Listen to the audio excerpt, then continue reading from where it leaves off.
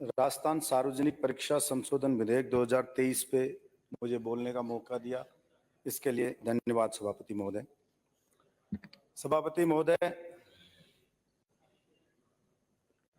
अनुचित साधनों का प्रयोग करने वालों के खिलाफ, इसमें गड़बड़ करने वालों के खिलाफ सरकार ने 10 साल की सजा तय की थी अधिकतम, उसको बढ़ा के उम्र कैद किया। मैं सरकार की इस मंशा की प्रशंसा करता हूं, लेकिन इसको नाकाफी मानता हूं। सरकार ने पहले 10 साल तय की और फिर भी ये रोक लगी नहीं, तो सरकार को लगा कि कुछ सजा बढ़ानी चाहिए, तो दूसरा बिल लेकर के आई। सभापति महोदय, कितने ही कानून बना दें, कितने ही हम बिल ले आए, जब तक दृढ़ इच्छा शक्ति नहीं होगी और जब तक ये ऐसा कृत्य करने वाले लोगों की रूह नहीं कांपेगी सजा से, तब तक ये चीजें रुकने वाली नहीं। सभापति महोदय, इंडिया के एयरपोर्ट के ऊपर व्यक्ति पान खाता है तो वहीं पे कहीं दीवार पे पीक थूक देता है, लेकिन वही व्यक्ति दुबई में उतरता है तो उसको ध्यान रहता है कि मुझे कहां पे थूकना कि नहीं थूकना, क्योंकि उसके मन में डर है। और पुरानी कहावत है, भय बिन प्रीत नहीं। जब तक भय नहीं होगा तब तक ये चीजें रुकेंगी नहीं। और मैंने पहले भी कहा, चोर नहीं चोर की मां को मारो जो चोर पैदा करने से बंद हो। इन छोटे मोटे पकड़ने से उस कटारा को पकड़ा। सभापति महोदय, राजस्थान की जनता जानना चाहती है, राजस्थान का जवान जानना चाहता है कि उस कटारा को पकड़ा, उसके बाद वो कड़ी कहां तक जुड़नी थी, कितना उसका रिमांड हुआ। सभापति महोदय, जनता को दिखना चाहिए था कि कटारा को ऐसा रिमांड हुआ है कि दुनिया को लगता कि कौन सा रिमांड हुआ है, लेकिन निर्दोष व्यक्ति का ऐसे रिमांड हो जाता है। अगर किसी पुलिस ऑफिसर के अहंकार को जरा सी चोट पहुंचा दी तो चल नहीं सकता सभापति महोदय, को बैठ नहीं सकता है सभापति महोदय, सो नहीं सकता है वो। लेकिन गोपाल कटारा जेल चला गया। किसको पैसे दे रहा था, किसके लिए पैसे ले रहा था, ये कोई चीज स्पष्ट जनता के सामने नहीं थी। सभापति महोदय, न्याय करना जरूरी है, लेकिन न्याय होता हुआ दिखे ये भी जरूरी है। क्या हालत होती होगी किसी गरीब किसान का बेटा जो 5-5 साल से भर्ती पूरी नहीं हो रही, इंतजार कर रहा है। रीट की परीक्षा 18 की आज तक कंप्लीट नहीं हुई है। सभापति महोदय, कितने लोगों की सगाई टूट गई, कितने ही लोगों के बेचारों के कि शादी करने वाले थे, दादाजी का सपना था कि मेरे पोते की शादी देख के जाना चाहता हूं, और पोते ने कहा मैं दादाजी बहुत मेहनत कर रहा हूं, मेरा सिलेक्शन होगा, पैरों पे खड़ा हो जाऊंगा तब शादी करूंगा। दादाजी चले गए, लेकिन भर्ती कंप्लीट नहीं हुई। और जब पेपर लीक होता है, मैं राजस्थान की 200 विधानसभा में गया, मैंने डर देखा यूथ के मन में कि रीट की परीक्षा देने जा रहे कि भाई साहब अब के लीक हो गया तो मर जाएंगे, इतना डर उसके मन में,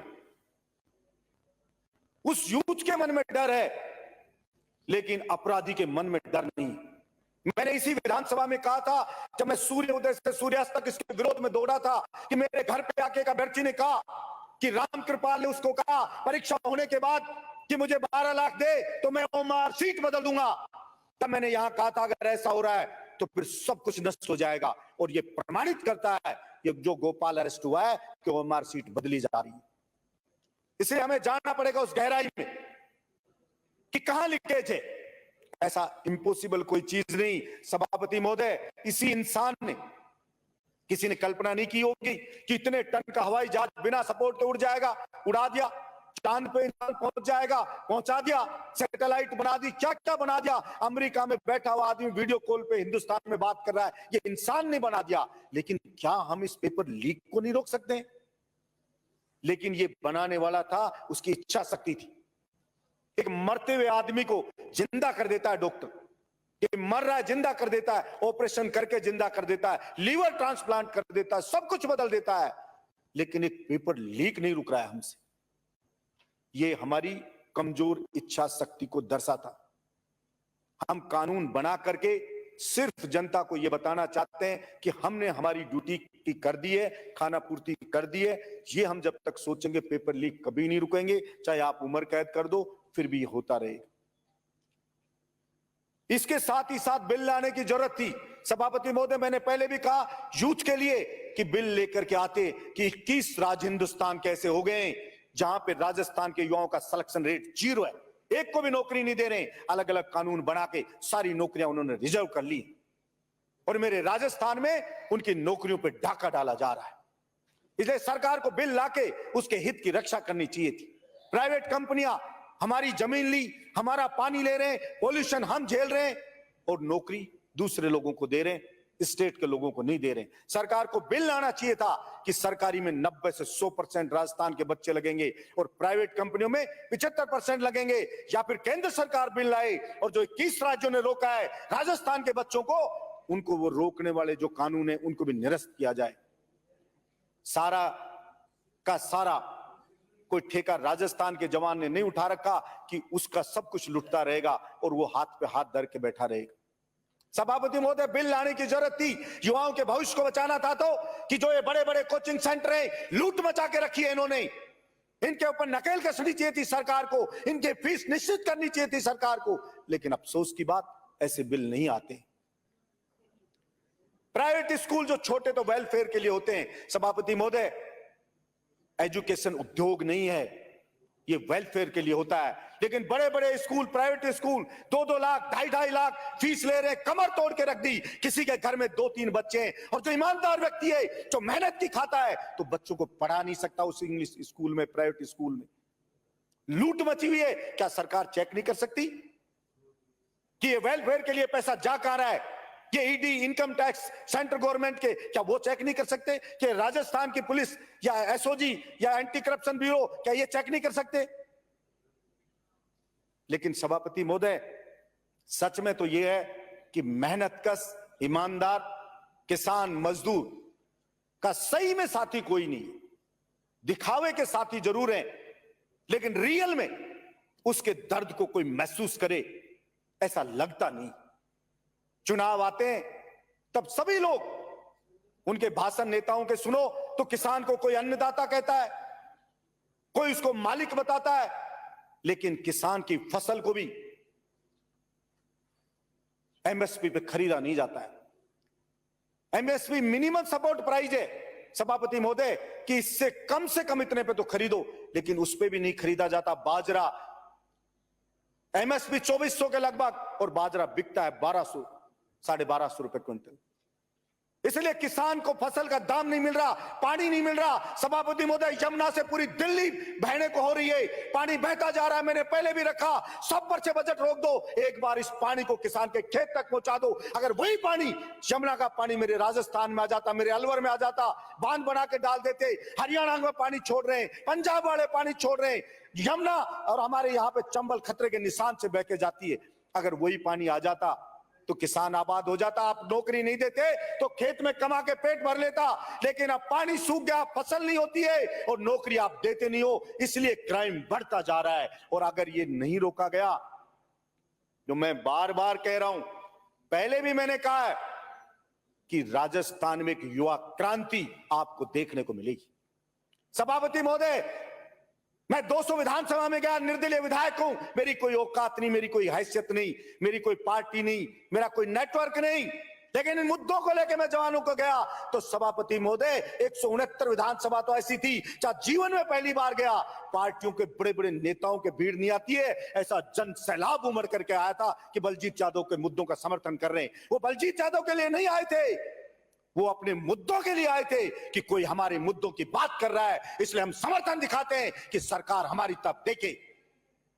लेकिन अफसोस की बात, मैं सोचता था इस बजट में भी आएगा। सभापति महोदय, 6 दिन तक सूर्य उदय से सूर्यास्त तक मैं दौड़ा, अपनी जान की बाजी लगा के मैं दौड़ा कि सरकार का ध्यान आकर्षित करो। लेकिन अफसोस की बात, सरकार तो छोड़ो, मीडिया के लोग भी इतने मैनेज हो जाते हैं कि एक लाइन तक किसी ने नहीं छापी कि कोई एमएलए 6 दिन दौड़ रहा है, खून की उल्टियां होगी मेरे को, लेकिन एक लाइन का मजाल छाप दे कोई मीडिया का।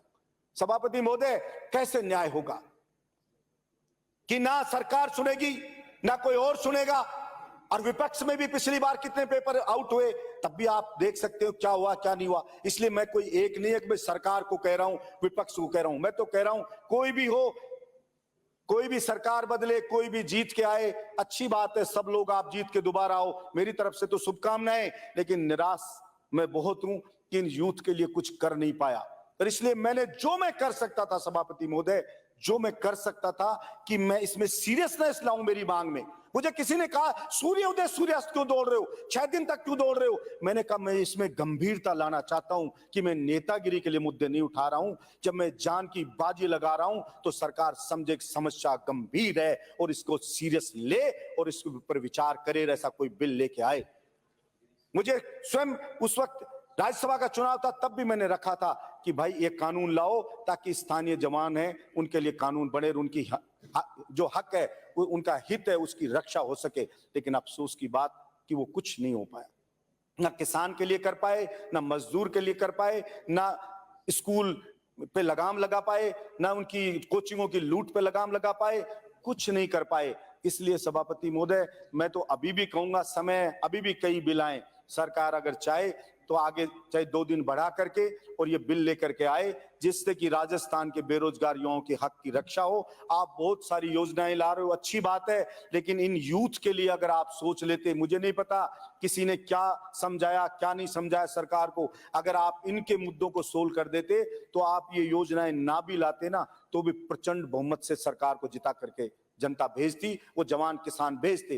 क्योंकि ये जो लोकतंत्र को जिंदा जो लोग रखे हुए हैं, वो सिर्फ रखे हुए हैं गरीब, किसान, मजदूर, मिडिल क्लास लोग रखे हुए हैं। वही सत्य को सत्य कहते हैं और असत्य को असत्य कहते हैं। बाकी तो लोग बाइस्ड होते हैं, कोई कहता मैं इस पार्टी का गुलाम हूं, कोई कहता मैं इस पार्टी का गुलाम हूं। जो सच में सत्य के साथ खड़े होते हैं, जो वो गरीब, किसान, मजदूर खड़े होते हैं। इसलिए ऐसे लोगों का विश्वास जीतना चाहिए सरकार को, मैं ये कहना चाहता हूं। और वो लोग एक जरा सा उनके लिए पसीने की कोई बूंद बहाता है तो उनके मन में एक भावना होती है कि समय आने पर हम अपने खून की बूंद बूंद देखकर भी अगले का ऋण चुकाए। ऐसी भावना किसान, मजदूर, गांव का व्यक्ति रखता है। इसलिए मैं आशा रखता हूं कि सरकार इस चीज के लिए सोचेगी और जरूर इनकी समस्याओं का समाधान करेगी।